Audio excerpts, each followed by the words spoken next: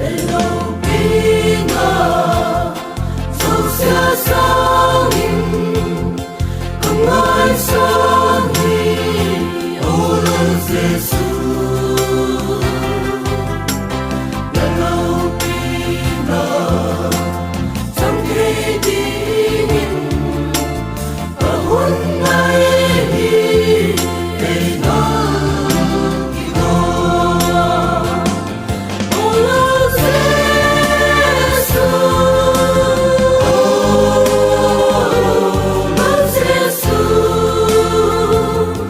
magpapansang tapong ka, unang haisan kita puang ka, rasa may nasyakin.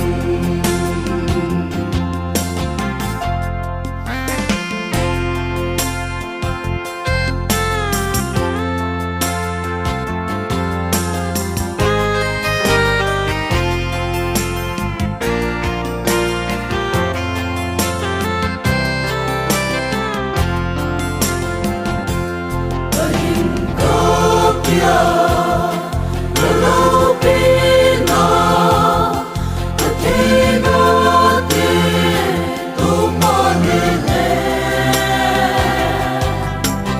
Lagay ganin, ay manginla, lalapin na, mukha namin. Orang Jesus, orang Jesus, magpamansang tapong ka, unang haisan kita puang ka, rasa may nasyakin.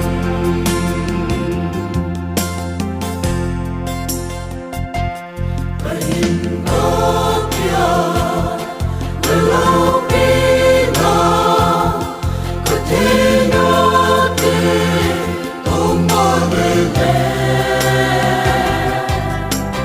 Lagay ganin, ay manginla, lalapin na, mukha namin. Orang Jesus, orang Jesus, magpamansang tapong ka, unang haisan kita puang ka,